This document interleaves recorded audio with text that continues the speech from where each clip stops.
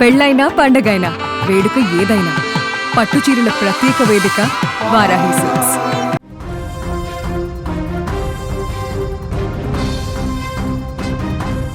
ప్రతి ప్రయాణం సంతోషంగా సాగాలని కోరుకుంటాం, కానీ కొన్నిసార్లు ఆ ప్రయాణం విషాదంతో ముగుస్తుంది. నిమిషాల నిర్లక్ష్యం, అతి వేగం లేదా అకస్మాత్తుగా జరిగిన పొరపాటు తీరని కడుపు కోతను మిగులుస్తున్నాయి. రోడ్డు ప్రమాదం రూపంలో మృత్యువు కాటేస్తే ఆ కుటుంబం జీవితాంతం కోలుకోలేని దుఃఖంలో మునిగిపోతుంది.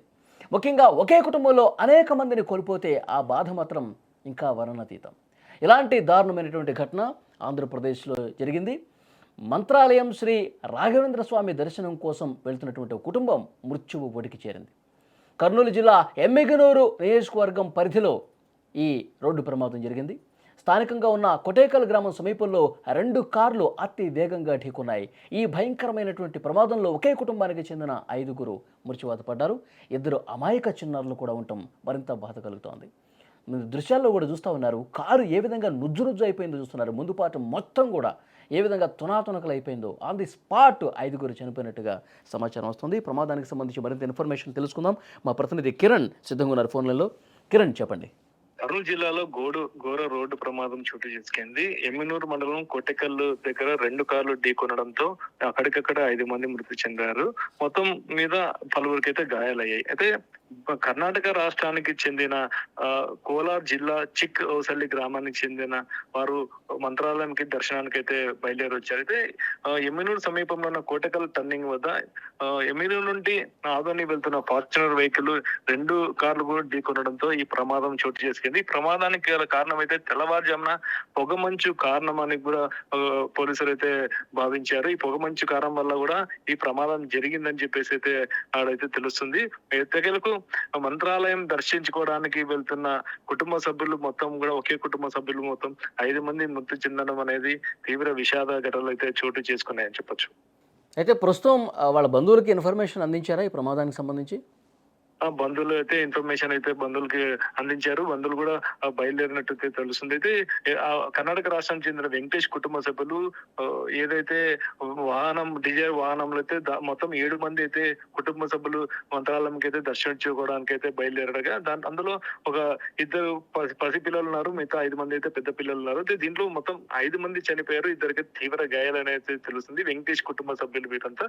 అయితే ఈ 2 వాహనాలు ఢీ కొట్టడంతో రిజర్వ్ వాహనంలో వాళ్ళకి ఒకటే ప్రమాదం జరిగి 5 మంది చనిపోయారు. అయితే ఫార్చునర్ వాహనం ఢీకోవడంతో ఫార్చునర్ లో ఎయిర్ బ్యాగ్స్ ఓపెన్ కావడంతో అక్కడ ఫార్చునర్ వారికి స్వల్ప గాయాలతో వాళ్ళైతే బయటపడడం అయితే జరిగింది. ఇప్పుడు ఈ ప్రమాదంలో కార్ అయితే నుజ్జు కావడంతో మృతదేహాలు అలాగే చిక్కుకుపోయాయి. ఆ మృతదేహాలు చిక్కుకున్న వారిని బయట తీసేందుకైతే సహాయక చర్యలు అయితే చేపట్టారు. మొత్తం మీద బంధువులకి ఇక్కడే ఏదైతే రోడ్లోనే మృతదేహాలకి పోస్ట్మార్టం చేసి బంధువులకు అప్పచెప్పే ప్రయత్నంలో అయితే అధికారులు అయితే సిద్ధం చేస్తున్నట్టయితే తెలుస్తుంది. గతంలో మనం చూడొచ్చు, చిన్న టేకూరు దగ్గర వద్ద బస్సు ప్రమాదం జరిగిన వెంటనే ఎక్కడైతే ఆ మృతులకి అక్కడే పోస్ట్ మార్టం చేసి అక్కడ కొంచెం అన్ని కూడా సైంటిఫిక్ గా మొత్తం నమూనాలు తీసుకొని మళ్ళీ తరలించారు. ఇక్కడ కూడా సేమ్ అదే పద్ధతిలో రోడ్లోనే పోస్ట్ మార్టం చేసి అంటే బంధువులకు అప్పచెప్పే ప్రయత్నాలు అయితే అధికారులు అయితే సిద్ధం చేస్తున్నారు. అయితే కిరణ్, షిఫ్ట్ డిజైర్లో ఉన్న 7గురిలో 2 చిన్నపిల్లలు అని చెప్పారు కదా, చిన్నపిల్లల పరిస్థితి ఏంటి? చిన్నపిల్లలు ఒక బాబు అయితే చనిపోయినట్టు తెలుస్తుంది. మిగతా వాళ్ళు 4 పెద్దవాళ్ళు అనేది తెలుస్తుంది.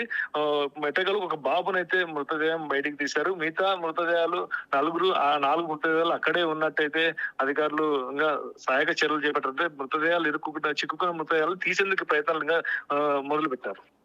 కిరణ్, పోలీసులు ఏమన్నా అఫీషియల్ గా ప్రకటన చేశారా? పొగమంచే కారణం అని చెప్తున్నారా, లేకపోతే ఏమన్నా అతివేగం, నిర్లక్ష్యం ఇవి ఏమైనా ఉన్నాయంటారా? అంటే ఇక్కడ ఈ ఎమ్మినూరు దగ్గర ఉన్న కోటకల్ దగ్గర ఈ మలుపు అయితే చాలా ప్రమాదకరం. ఈ మలుపు వద్ద చాలా సంఘటనలు అయితే ప్రమాదాలు చాలా చోటు చేసుకున్నాయి.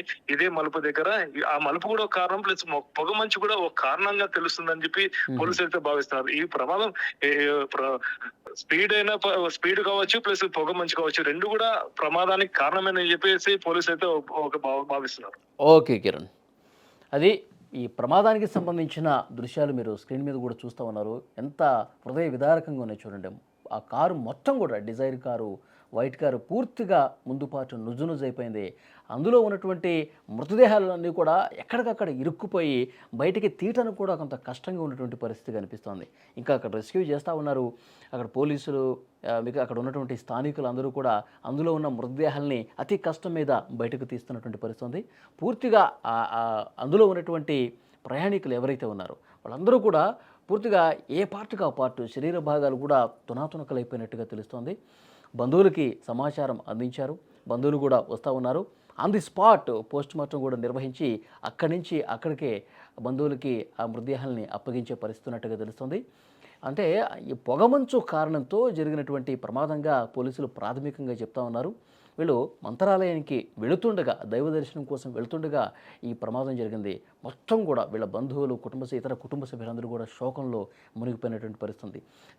దైవ దర్శనానికి వెళుతున్నటువంటి క్రమంలో ఒక్కసారిగా ఈ ప్రమాదం జరగడంతో, ఆ దేవుడి దగ్గరికి వెళ్తున్నటువంటి క్రమంలో జరగడంతో నిజంగా వాళ్ళ బాధ ఇంకా ఎక్కువైపోతుంది. రాఘవేంద్ర స్వామిని మనం నమ్ముకుంటాం కదా, ఎందుకు ఈ విధంగా ఆ దేవుడు చేశాడని చెప్పి వాళ్ళు కన్నీళ్లు పెట్టుకుంటున్నటువంటి పరిస్థితి కూడా ఉంది. కుటుంబ సభ్యులు వే ఉన్నారు. వాళ్ళు ఇంకా ఆ ప్రమాద ఘటనా స్థలానికి ఇంకా చేరుకోలేదు.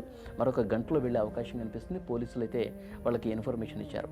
అయితే ఫార్చునర్ కార్ని ఢీకొట్టడంతో ఫార్చునర్ కార్లో ఉన్నటువంటి ఎయిర్ బ్యాగ్స్ ఓపెన్ కావడం వల్ల అందులో ఉన్న ప్రయాణికులు వాళ్ళు స్వల్ప గాయాలతోనే బయటపడ్డట్టుగా సమాచారం వస్తుంది. కానీ ఈ డిజైర్ కారు మొత్తం ఏ పార్ట్గా పార్ట్ పూర్తిగా అసలు ఏ విధంగా ఛిద్రమైపోయిందో చూడండి. స్క్రీన్లో మీరు చూస్తుంటే ప్రమాద తీవ్రత ఏ స్థాయిలో ఉందో అని కూడా అర్థమవుతుంది. ఇంకో బాధాకరమైనటువంటి విషయం అంటే అందులో 2 చిన్నపిల్లలు ఉన్నారు. ఆ చిన్నపిల్లల్లో ఒక బాబు ఆన్ ది స్పాట్ చనిపోయినట్టుగా తెలుస్తుంది. ఇంకా మిగతా వాళ్ళ పరిస్థితి ఏ విధంగా ఉంది? 7గురిలో 5గురు చనిపోయారు. 2 పరిస్థితి అత్యంత విషమంగా ఉన్నట్టుగా సమాచారం వస్తుంది. సో వాళ్ళని హుటాహుటిన ఆసుపత్రికి కూడా తీసుకెళ్లి చికిత్స అందిస్తున్నారు. వాళ్ళకి సంబంధించిన అప్డేటు మరొక గంటలో వచ్చే అవకాశం ఉంది.